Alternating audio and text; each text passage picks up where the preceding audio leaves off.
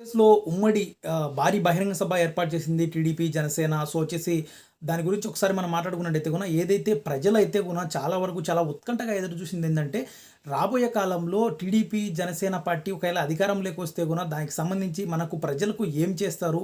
అట్టడుగు వర్గాల్లో ఉన్న పేద ప్రజలకు ఏం చేయబోతున్నారు? ఏంటి? అనేది గూడా ఈ బహిరంగ సభతో చాలా వరకు టీడీపీ కార్యకర్తలు ఏందంటే గూడా సో, వచ్చేసి దీని ద్వారా మాకు ఒక దిశానిర్దేశం రాబోతుంది. ప్రజలకు గూడా క్లారిటీ వస్తుంది. కాబట్టి దీంతో ముఖ్యంగా వచ్చేసి ఏదైతే గతంలో జగన్మోహన్ రెడ్డి చెప్పినట్టు నేను మీకు మంచి చేసి ఉంటే, మీకు నా గుండా మీకు మంచి జరిగింటే మాత్రమే నాకు ఓటు వేయండని ఒక జనసేన మా వైఎస్ఆర్‌సీపీ కార్యకర్తలకు ఎలాంటి భరోసా ఇచ్చాడో, దీన్ని పట్టుకొని మాత్రమే బయట పోయి మీరు ఏం చేసింది చెప్పి ఓటు అడగండని ఆయన ఒక ప్రణాళిక సిద్ధం చేసి వాళ్ళకు వైఎస్ఆర్‌సీపీ కార్యకర్తలకు ఎలాంటి ఒక దిశానిర్దేశం చేశారు. సో, వచ్చేసి అలాంటిది ఈ ఈ బహిరంగ సభ ద్వారా ఉంటుందని టీడీపీ కార్యకర్తలు కావచ్చు, ప్రజలు కూడా చాలా ఉత్కంఠగా వేచిచ్చారు. కానీ దానికి భిన్నంగా కూడా కేవలం వచ్చేసి జగన్మోహన్ రెడ్డిని తిట్టడం కోసమే ఈ బహిరంగ సభ ఏర్పాటు చేసుకున్నట్టు, జగన్మోహన్ రెడ్డిని ఏదైతే ఆయన చేసిన పనులను కూడా దాని గురించి సంబంధించి వీళ్ళ భాషలో దాన్ని వక్రీకరించి మాట్లాడడం. సో, వచ్చేసి జగన్మోహన్ రెడ్డిని పర్సనల్‌గా టార్గెట్ చేసి నియంతని, సైకో అని అనేక పదాలతో జగన్మోహన్ రెడ్డిని గతంలో ఏదైతే జగన్మోహన్ రెడ్డి మీద ఎలా టార్గెట్ చేస్తూ మాట్లాడారో చాలా దురుసుపదాలతో ఎలా వాడుతూ ఇలా ఇది చేశారో.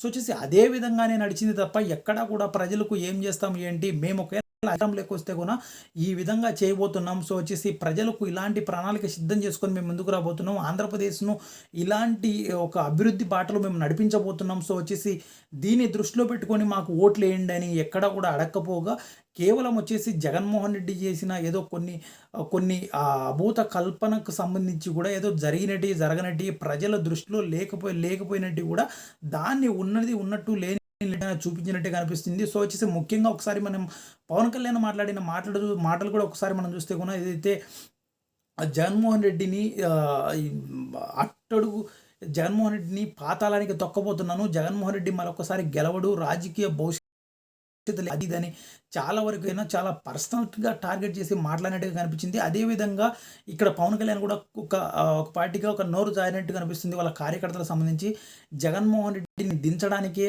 దీంతో పొత్తు పెట్టుకున్నాను. జగన్మోహన్ రెడ్డిని అధికారం లేకుండా చేయడానికి ఎలాంటి ప్రయత్నమైనా చేస్తాను. కానీ జనసేన కార్యకర్తలు గాని, నాయకులు గాని నాకు సలహాలు ఇయ్యొద్దు. సలహాలు ఇచ్చేవాడు నా పార్టీలో అవసరం లేదు. వెళ్ళిపోండి అని ఒక మాట అయితే మాట్లాడడం జరిగింది. సో, వచ్చేసి ఇది ఎందుకంటే ఈ మధ్య కాలంలో ఏదైతే ఆయన 24 సీట్లు తీసుకోవడం వల్ల జనసేన కార్యకర్తల మనోభావాలు దెబ్బతిన్నాయి. జనసేన నాయకులు ఏదైతే ప్రభుత్వానికి ఏదైతే గవర్నమెంట్ జనసేనను అధికారంలోకి తేవాలని చెప్పేసి కార్యకర్తలు ఎప్పటినుంచో కూడా దాదాపు 10 సంవత్సరాల నుంచి కూడా పవన్ కళ్యాణ్‌కు మద్దతుగా, పవన్ కళ్యాణ్‌కు అన్నీ తానే అయి వాళ్ళు చూసుకుంటున్నారు ప్రజలు, కార్యకర్తలు చాలా వరకు.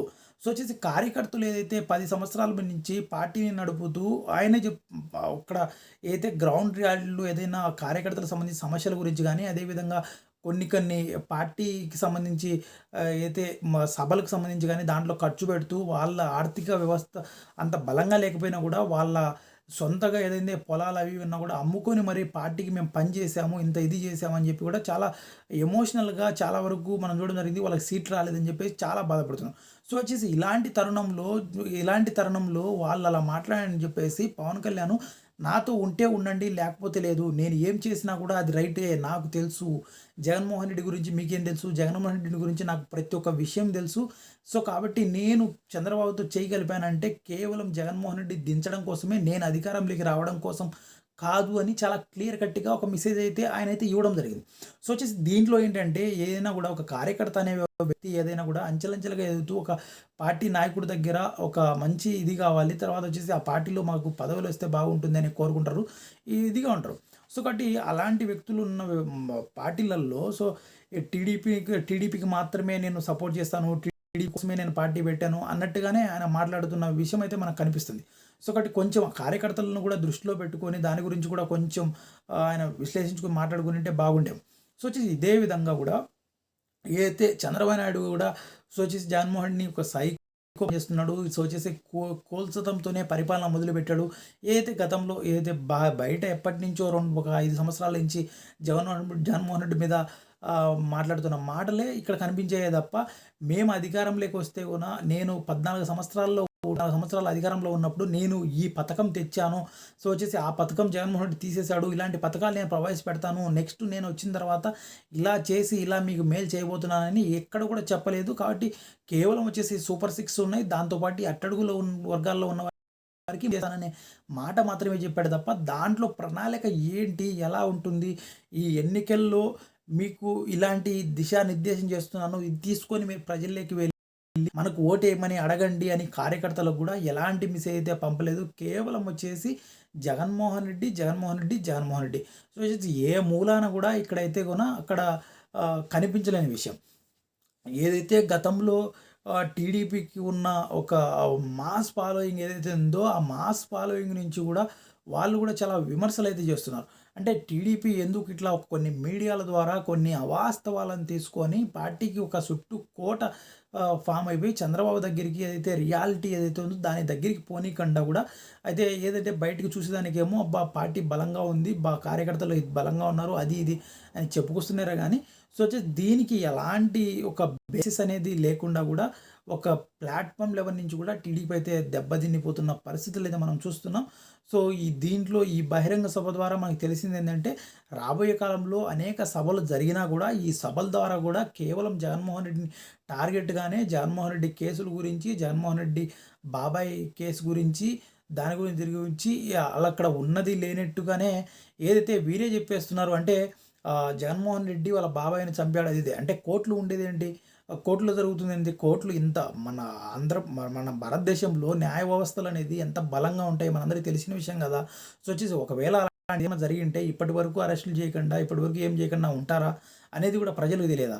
సో, వచ్చేసి ఇయన్నీ అభూత కల్పనలు. అదే విధంగా కూడా పవన్ కళ్యాణ్ కూడా మాట్లాడాడు.